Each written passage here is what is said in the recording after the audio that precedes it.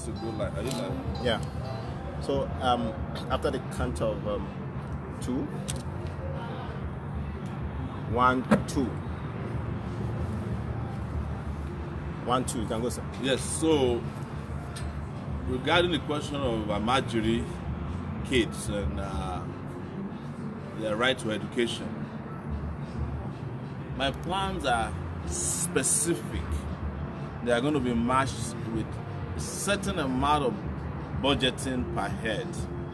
And that is that every child that is out of school today in Nigeria under our government, as soon as we are sworn in, will be allocated 100,000 naira to return them back to school per year on such a time that they graduate. The reason I'm saying this is simple. If you don't send your child to school, you may have to send the child to jail. And in Nigeria, everybody in prison is sucking from the Nigerian treasury 14,000 naira per day as feeding allowance. But we are not willing to spend 100,000 naira on a child to send them back to school per year. And the other thing I won't do is this bifurcation or labeling of children and calling some of them Almajiri kids. Some of them are referred to as pure water sellers or beggars. Those classifications are unnecessary. A child that is not in school is a child deprived of education. It doesn't matter his geolocation, whether you are geopolitically located in the north or south or the southeast or southwest. If you are not in school, I have a problem with your parents. And if I cannot send you to school, you should have a problem with me as the president of the country. Because the truth is that the leaders of Nigeria are not sending their children to Almajiri schools, and they are not asking them to sell pure water. It's only when they want to tell you a lie that they will tell you that they sold pure water when they were growing up. Buhari's children have never been to Almajiri school. Atiku's children have never been to Almajiri school, and these are supposedly religious people. You see, after sending children to school 8 to 2 p.m. every day, feeding them thrice per day, if the parents want to send them to Almajiri school after school, I have no problem with the parents. Or if your parents want to send you to do after hours in a religious institution, but within the period within which you are supposed to be in school, I'm not going to allow any parent, no matter how religiously inclined that parent is, to send their child to any school that is not a conventional school funded by the federal government of Nigeria. Right? If you have a commune, what I mean a commune is a religious commune, we'll bring the school there for you and bring the teachers there for you. And bring police to enforce the education as well, or the army if necessary. Because you know, I reported a lot on Boko Haram insurgency. And if you look at the history of the Shekau, who is one of the most vicious of Boko Haram leaders, you could tell that part of what he's doing is vengeance against society for neglecting him when he was a child. So if the country had shown him love when he was growing up, we would have had less of them. And the school environment is not just an academic environment, it's also a recreational environment where children learn to do sports, where they get to learn to love themselves, love society. That's why they call it a school. And when they are done with school, there should be recreational facilities for them too. There should be recreation for them too. Every school in this country should have a park. They should have a basketball, park. It should have a soccer pitch attached to it. It should have toilets. Things that gives you dignity when you are growing up. So I give an example. I live in the US. If my children don't go to school in one day, the school will call me and find out why the kids are not in school. If by the second day the kids don't go to school, the police will come and arrest me for not letting my children go to school within 48 hours. That must be enforced. That is what this country should be doing. But we cannot do it when we are not investing in education. Or the money that is made for education of our kids are spent on senators who are not coming to work, or they are spent on governors who are not doing anything for ourselves. They are spent on security slush funds. what will befall this country in the future if we don't spend 1.3 trillion naira. That's the exact amount. 1.3 trillion naira is what I'm spending to take all the kids out of school, back into school. That's 100,000 naira per child for 13 million kids. That's the highest percentage so far. That will cover uniform. It will cover some kind of feeding while they're there, and it will cover teachers that are going to teach them. We are of course going to hire over 200,000 teachers, and every school will have a nurse or a public health professional that can at least attend to a child before he gets to hospital. You understand? So it would then become a crime for parents to not let their kids go to school. You'll be prosecuted as if, you know, you are leveling war against the state. That is how we have to do it for us to get it right in this country, for the future to be bright for Nigeria to produce the kind of children that can lift Nigeria up to that position of prosperity and dignity as a nation as well. You cannot do it by haphazard school feeding system that are politicized. You can't do it by the way we are doing it now. I ask all the time, for every primary school you need only 6 classrooms, maybe 4 toilets, 2 for teachers, male and female, and 2 for the kids. But we can afford to build a classroom and attach a toilet to it, each classroom. So every classroom will be like a self-contained apartment. It has a classroom, it has a toilet. So if the child wants to go to the toilet, he goes to the toilet, comes back to class right there.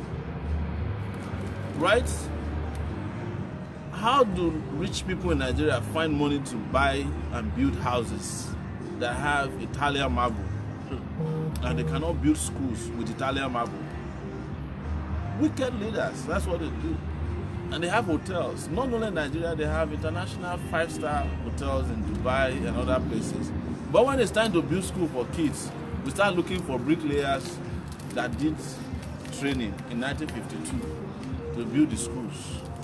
So you have leaders who don't love young people. That is why this country became a country that just recently was categorized as a place where you are likely to die before you reach the age of 5. So in the next 10 years, if you continue to have the Buharis and Atiku as your leader, you may not even have kids who will live long enough to go to Almajiri schools, because they will die before they before they get to 5 years old. If you add that to the fact that we are now the poverty capital of the world, everybody is doomed. So it will become the survival of the fittest for the kids, and when they become fit, what do you think they'll be doing? They will go and engage in violent crimes. You know, if somebody goes through Almajiri school and they know that society is neglecting them, and their teacher is also a Boko Haram adherent, I'm not saying Almajiri teachers are, or who cares? Or even Boko Haram probably has its own Almajiri schools right now that we are not even detecting. We've had this problem in places like Pakistan and Afghanistan, and the countries had to pay for them 20 years later. In fact, not the countries, but the whole world had to pay for it. So when you are sending kids to school, when you are preparing a bright future for kids, you are not doing anybody a favor. In fact, you are doing yourself a favor, because then when you retire, you can live in peace. That's the truth. And that's why we have no apologies when we are allocating figures. We rather allocate these monies to the development and progress of our children than to allocate it to the gluttonous,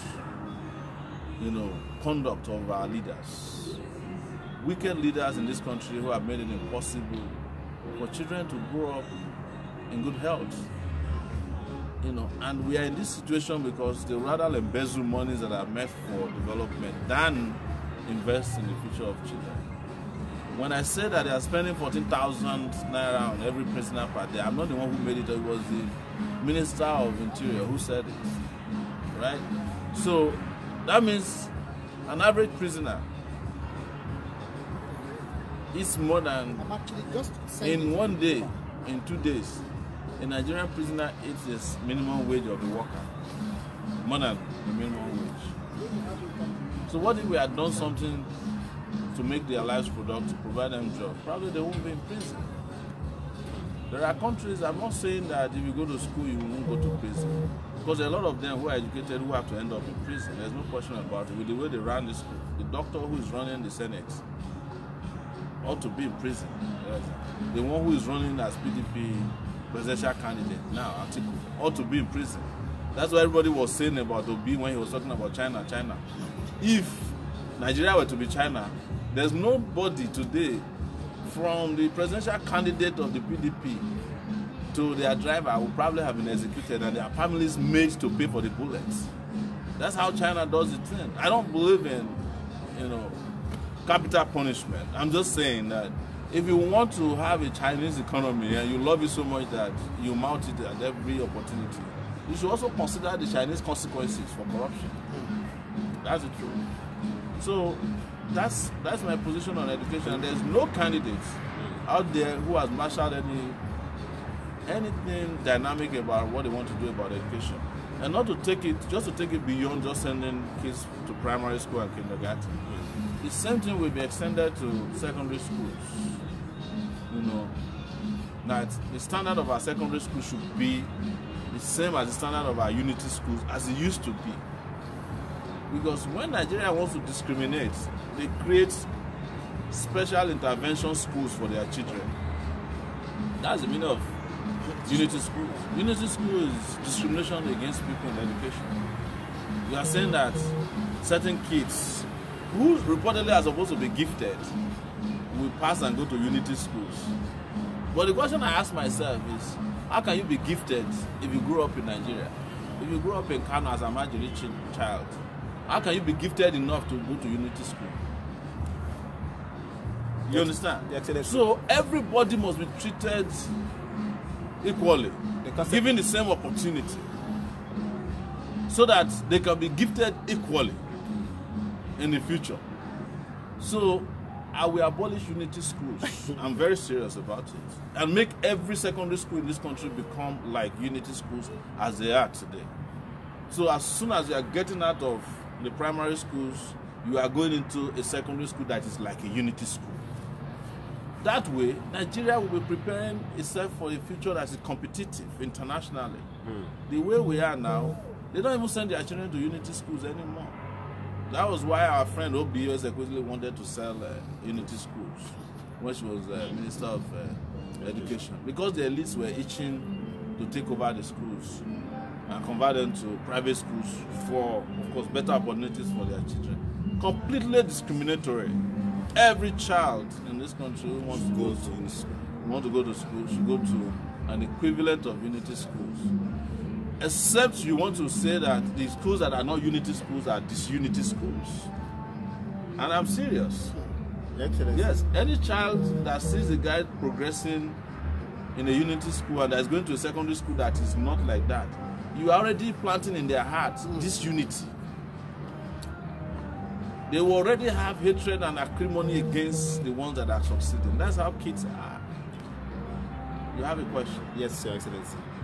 The concept of unity school is not actually to discriminate, yes, but it's to foster unity among Nigerians. Where a child from Bayelsa will go to the north to go and school, where a child from Sokoto will go to Warri. That is the concept of unity school. I understand that. So if you are to make every other school a unity school, yeah, that would be fantastic. But if it should take they hide these concepts under a hidden agenda. It's not, at the end of the day, the child in the regular child in Bayelsa get into the unity schools is still who you know, right? No, it actually so what will create unity is this. Let me explain it to you. All right. Is to have unity schools all over the country, owned by the federal government, competing. And a parent that wants to go to the best unity school will just move to Bayelsa. That's what I did. That's what we do in the US. When we want to buy a house in the US, you go and look at towns that have good schools, and you move there. That is it. That's what we foster real unity. It's for people to be able to move from one place to the other because of the education of their children. Not to send their child to one unity school because they know the Minister of Education. the truth is that if the unity schools are fostering unity in Nigeria, why is Nigeria so divided today? Ask yourself. Well, Who graduated from a unity school that is still in Nigeria today, uniting Nigeria? Probably some of you. But you are not working for the unity of Nigeria, because if it is so, well,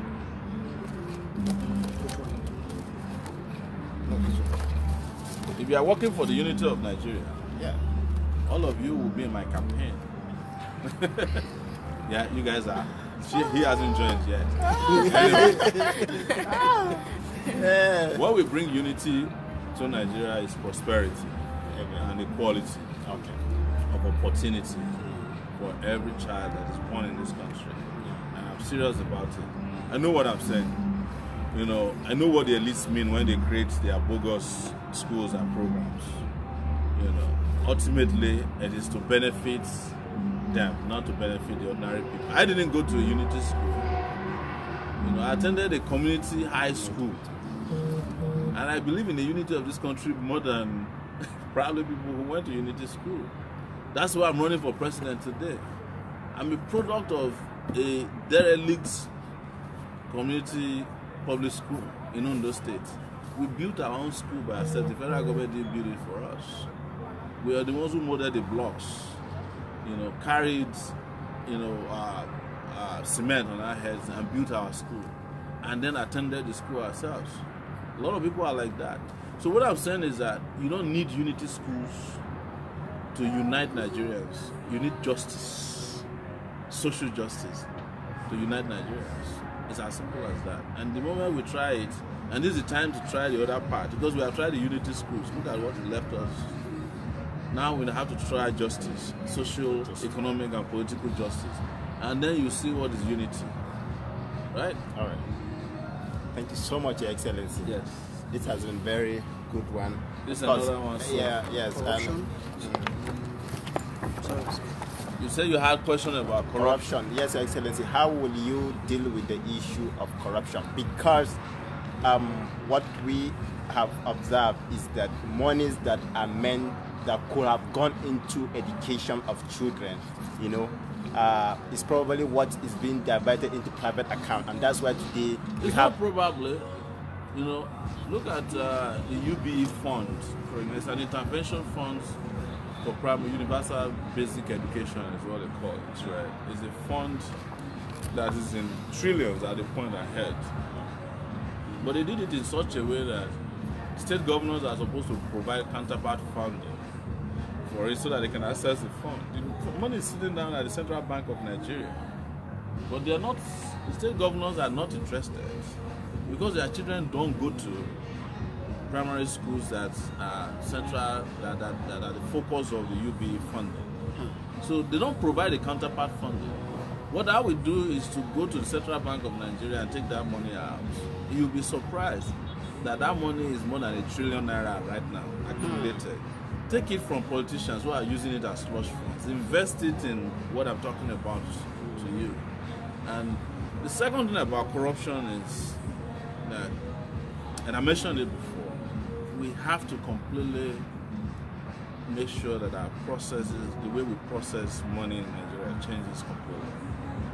This idea of physically moving cash around, using old methods of accounting, you know, preparing ledgers, same we used to do as in 1959, 1960 when we had independence, has to end. I am still surprised that in this country I've been to places, universities, where to use a hall, somebody had to count the money with a bucket of water beside him and then hand wrote a receipt for us. I said, this is a university. By now, nobody should be touching money. The money should go into a central account. You should only be able to log in and find out how much is there. The spending of the money should be done that way. Contracting should be done the same way, you know. Blockchain technology is also there to help with a lot of ways that we're carrying out transactions now. You know, including how to figure out how many workers we have in the country who are not ghost workers. Right? So, but most importantly, consequences. There must be consequences for corruption in Nigeria. Yesterday, I think it was Malaysia, or was it Singapore, that is going to prosecute one of these big international companies. I think it's a good. What's the company? One of these big financial. Goldman Sachs. Goldman Sachs. They have been prosecuted for engaging in corruption. In Nigeria, we don't even prosecute our bankers for engaging in corruption. Yesterday, I was talking about it. There's a big merger between Diamond Bank now and Access Bank. The managing director of Access Bank was one of the people cited for the Desiani money laundering scandal. But because it's close to the Oba of Lagos and close to Tinubu, they are not prosecuting him. Fidelity Bank managing director was also involved. But because that one is close to Peter Obi, they have arraigned him for corruption and money laundering. But the Access Bank guys have been rewarded with another bank. But what is most important is that the banks that are crashing, nobody is prosecuting the leaders of those banks, the managers of those banks, for killing the banks.